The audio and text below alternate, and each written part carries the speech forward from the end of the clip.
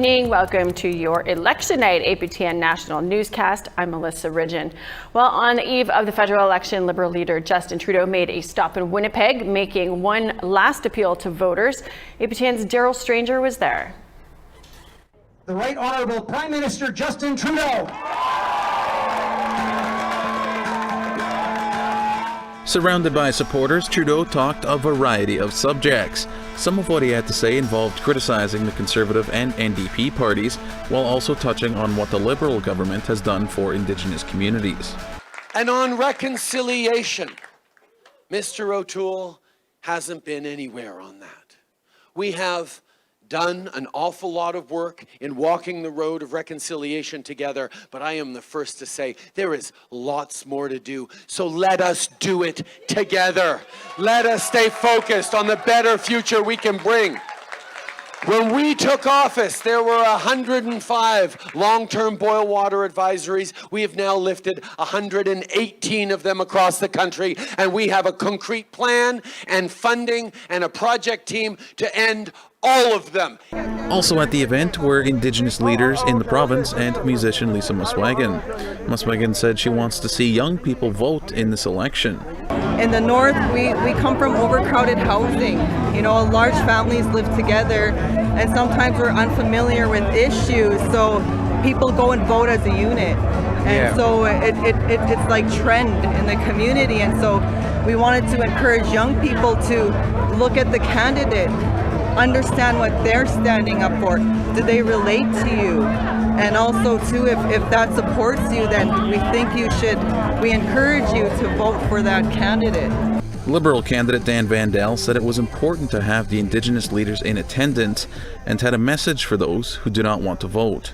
I think elections have consequences and people should be voting, exercising their rights. All parties are not the same. I think that's just an easy way out. Our parties are quite different, and people need to get out there and see who best represents them. Daryl Stranger, APTN National News, Winnipeg. The Haudenosaunee Council in Six Nations removed the polling station set up in their territory this morning. Last week, the council issued a statement for the removal of the polling station and the electoral materials. Members of the council exercised their rights as Haudenosaunee citizens to block the polling station from being set up. They spoke to local police and Elections Canada at the polling station, and it was relocated to the Oakland Community Centre that's just over 20 kilometers away. According to our treaties, the act of participating in the election of other governments, per se, is actually a violation of these treaties and commitments that our ancestors made amongst the Ongwahoian immigrants that arrived over the past 400 years. So it's greatly important that we continue to assert our sovereignty as the nations that we are. As per the Truro Wampum Treaty, it was agreed that we wouldn't interfere in one another's government laws and ways. So by participating in these federal elections has a great impact on these treaty rights and our rights as sovereign nations. That was Colin Martin, who we heard just speaking there. He's from Six Nations. Elections Canada confirmed in a statement that they did move the station to a nearby community centre to ensure that those who did want to vote from Six Nations could still do so. Well, on the flip side of that, several First Nations in the Kenora riding in Northern Ontario who wanted voting stations have found themselves without. Tanya Cameron is an NDP organizer who's been previously involved with Rock the Indigenous Vote. She joins us now to explain. Tanya, thanks so much for being with us. What are some of the voting issues that you've been hearing about? So since this morning, I've heard from two chiefs. One where it was already like 9:30 this morning, and we learned that the polling station has yet to be opened. Elections Canada was to send staff there, and when I called the local returning office, they said they were just leaving the building, leaving Kenora and on their way to Grassy. So that polling station didn't open until just before 1 o'clock this afternoon. The other chief that called had requested advance polling station in Pekanjigam, but apparently he didn't realize it would mean that there's voting day. Their polling station today would be canceled because they requested an advance poll. So a major glitch is that's 3 communities that are without a polling station today because they requested an advance poll. So, and what are those communities again? Pekanjigam, Poplar Hill, and Cat Lake. and then there was a delay with the one at Grassy Narrows opening. The one in Grassy Narrows, and potentially another one. I'm just confirming it. You know, how many people might be impacted, and have you spoken with Elections Canada? Like, is this something that they foresaw and didn't get out ahead of, or was this surprising to them that it didn't roll out as planned? Well, they were under the impression that they were just going to deliver the advance vote, and the chiefs were under the impression that they were going to get both, like towns and cities do on election day. So that's about 1,600 votes impacted right there by those 3 communities alone. In this riding, the Conservative won the 2019 election by only 1,500 votes. So when in Kenora riding, there's 40 First Nations, and to lose that many potential votes on election day is just, it could be devastating. And we here, our party, we are collecting as much information, asking the chiefs to keep their collection in case there has to be an appeal filed. Yeah. You know, you've been involved in Indigenous Rock the Vote in the past. In 2015, there were even reports of some First Nations running out of ballots. Are you expecting a big turnout tonight in the Kenora riding? Well, this election is so different because of the pandemic. One of the saving graces in this is a lot of our First Nations have vaccine vaccine rates of anywhere from 85 to 95%. So that's encouraging. I'm certainly hoping, and I've been fielding questions all day by chiefs, by on-reserve voters, by urban Indigenous voters on questions about how to vote, where to vote. Especially earlier today, the Elections Canada site on where to vote, that link was down until, maybe 2 o'clock p.m. So it was very frustrating. Well, Tanya, I know you're busy. Thanks for taking time out to chat with us. And I guess we'll see at the end of it all how it shakes out. All right, thank you. Over to Alberta, where the province is dealing with skyrocketing COVID-19 cases and a shortage of hospital beds on top of the federal election. Tamara Pimentel joins us from Forest Lawn in Calgary, the area with the highest Indigenous population in the city.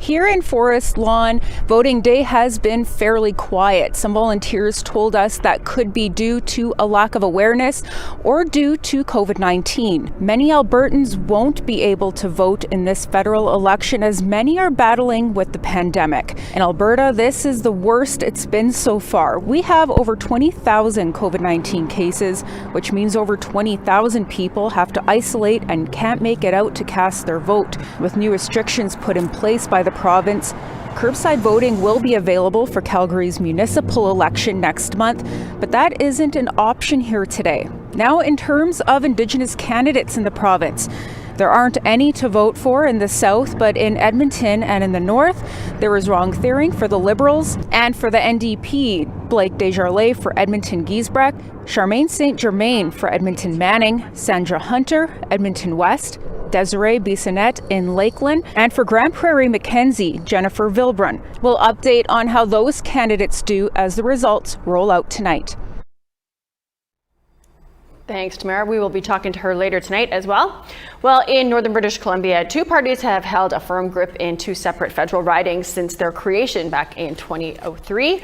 Today, we find out if any challengers are successful. Our reporter Lee Wilson has more. I'm Lee Wilson, standing outside the Haza Recreation Center, a voting location in Kitimat Village. Voters here are part of the Skeena-Bulkley Valley riding, which covers the northwest British Columbia. 1/3 of the voters here are Indigenous, the highest percentage of any riding in the province. The NDP have represented the riding since 2004. NDP MP Taylor Backrack is the incumbent. There is one Indigenous candidate, the Green Party's Adina Young. She is a member of the Haida Nation. Moving to another riding in the north, Caribou Prince George, where housing and the climate crisis are some of the top platform topics of the candidates. The Conservative Party have held a strong grip, representing the riding since 2004. Conservative MP Todd Doherty is the incumbent. There are no Indigenous candidates in the Caribou Prince George riding. We'll provide election results from northern BC. Back to you, Winnipeg. Thanks for that, Lee. That's a couple of ridings we will be watching tonight as well. Well, despite some long lineups at polling stations, elections officials are urging voters not to be discouraged, saying there are things that they can do to make the process move a little faster for those of you still heading out to vote. If they bring their voter information card with them, that really helps the people at the polling site get them through the process more quickly. The other thing is to bring the correct identification with you. If you've got a driver's license, that's all you need. Otherwise, there's a list of things that you can bring on the Elections Canada website, and that will really help things as well. Elections Canada says the most popular time to vote is just after dinner. So if you are in a Western time zone where it's not dinner time yet, you may want to get out to vote on an empty stomach. Well, we need to take a break, but when we come back, let's hear before we go on a break, let's hear from our Nunavut reporter Kent Driscoll about what's in store for north of the tree line tonight. Hi, I'm Kent Driscoll here in beautiful downtown Iqaluit. And on election night, anything can and has happened here in Nunavut. Over the last 10 years, we have sent NDP, Liberal and Conservative candidates to the House of Commons. Plus, if anyone tells you polling data about Nunavut, just don't believe it. Here's how you answer a phone poll in Nunavut. Kanavit? Kanavit? Kanavit is, what's your name in Inuktitut? The pollster hangs up. It works every time. Now, two of our three major candidates here are Inuk. The third, she speaks fluent Inuktitut. With 3 time zones, it can be a pretty late night here on Monday, but you can follow along right here on APTN News, starting at 10 Eastern.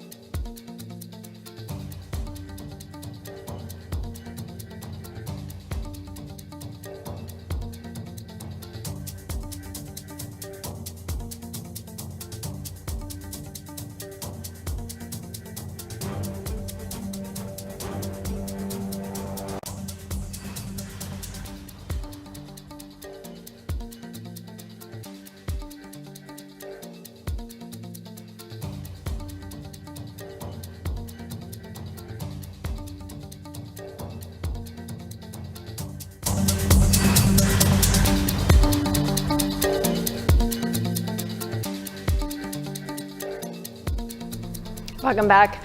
Well, to the Northwest Territories, not all eligible voters went to the polls today. Many are staying home, having to self-isolate because of a positive COVID-19 test or exposure to the virus.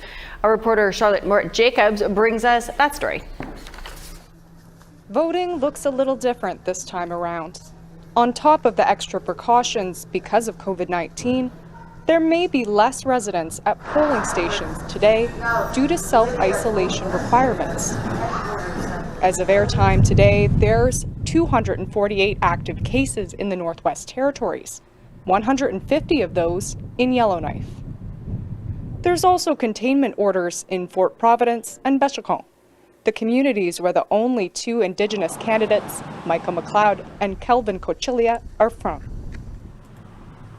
This month, there's been many exposure notices at schools, businesses, and public spaces. While there's no hard figure available for the number of folks currently isolating, with so many active cases and exposures, it could be in the several hundreds. Larissa Lemuel in Yellowknife is isolating and unable to vote. I just feel like if I wanted to vote, I obviously can't, and there is nothing in place for those who are in isolation and how they can vote from home. So that makes me feel stripped away from my voting right. With the pandemic, they should have had other systems in place for those who would have been in isolation or who had to travel to make it more easier for the NWT residents. It just makes it seem really unfair. Amending the current means of voting typically requires the passing of legislation, but it can take months, time this short election season did not have. Polls are open until 7:30 p.m. tonight. Charlotte Mort-Jacobs, APTN National News, Yellowknife.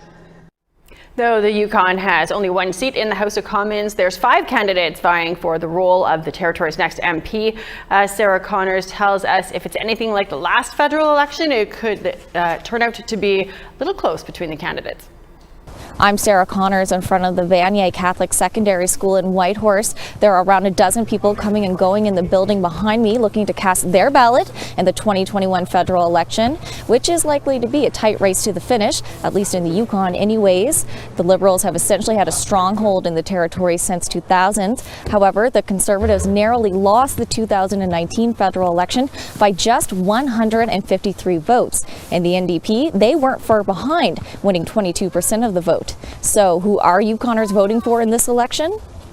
There's Brendan Hanley for the Liberal Party, better known as the Yukon's Chief Medical Officer of Health. He's taken a leave of absence to run for the party, a move criticized by the Conservatives for being partisan. Speaking of the Conservatives, Jonas Smith was the Conservative Party's pick.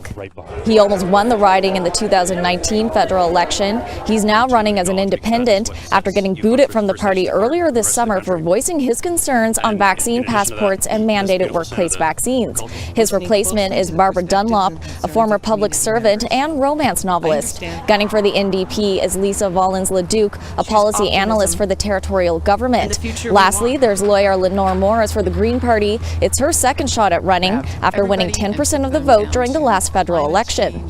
So who will win the coveted seat in the House of Commons? Stay tuned with our election coverage to find out.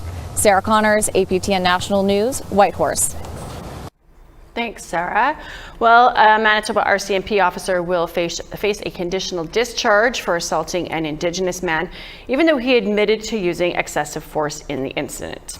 According to a decision in Manitoba court rendered last week, Constable Greg Oak punched the man and placed his arm around the man's neck. He brought him to the ground after the man spat at him during an arrest in Thompson, Manitoba back in 2018. Oak pled guilty to using excessive force in the arrest of the man, but the court declined to impose a sentence that would result in a criminal record. The Crown in the case was asking for a 12 to 18-month sentence. Instead, he was given a conditional discharge and supervised probation for the next 12 months. Because the officer was suffering from PTSD and was burned out at the time. Time for us to take another break, but we've got more news ahead. Stay with us.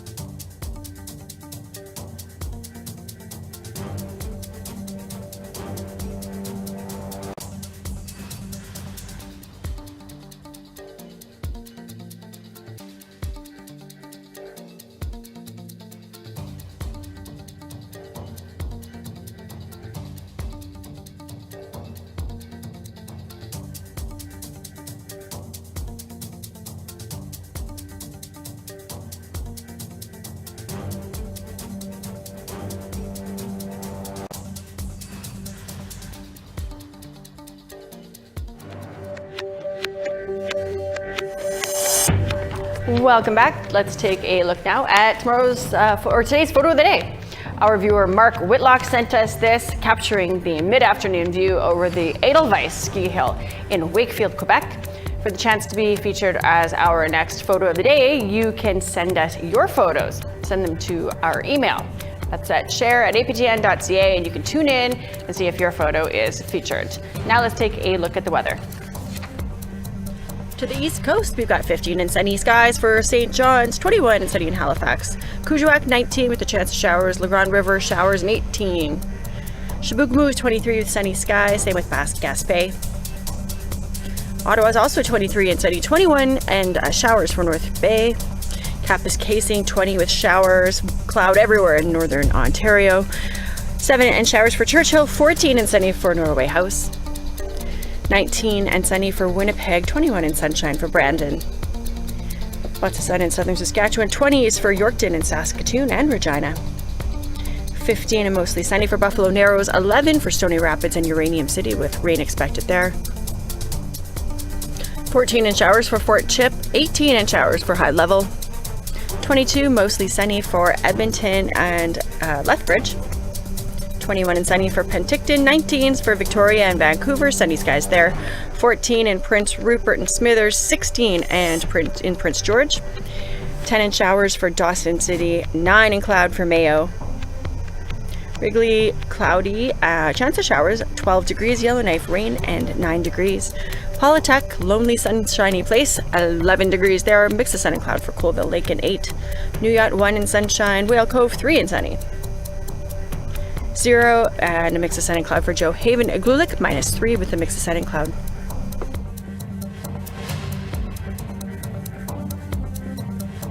Deadly Kookums is a Facebook group with 16,000 members, and they got real deadly about this 44th federal election. Here to discuss is Joan Jack, who started up that group last year.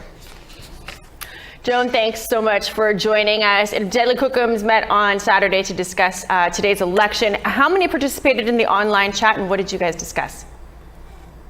We were a small group. We had about 30 women, 30 Deadly Kookums coming in and out of the Zoom, but we were just, I wanted to create space for the Deadly Kookums that wanted to talk about, you know, what they were thinking about the election. So it was really interesting. What were the main issues that that came across? Were they the same, I guess, across the board, regardless of nation or territory, or what were kind of the big ones? Yeah, that's what really surprised me. There were a couple of women from BC that tuned in, a few women from Alberta, and I don't think we had anybody from Saskatchewan, a few from Manitoba, and generally everyone was saying that, you know, being forced to participate in the federal election process is dehumanizing for us as Indigenous women, you know, as Indigenous Kookums, as potential matriarchs of our communities and families, you know. So there was a lot of talk about how the existing system is basically just dehumanizing, but if we have to vote, we will. You know, and so out of the women that came, one woman said, no, I'm just not even going there. I'm not going to vote, not participating. And yeah, and then mostly people were saying that the women, the Deadly Kookums were saying that, well, if I have to vote, I'm going to vote NDP. And that's what they were saying.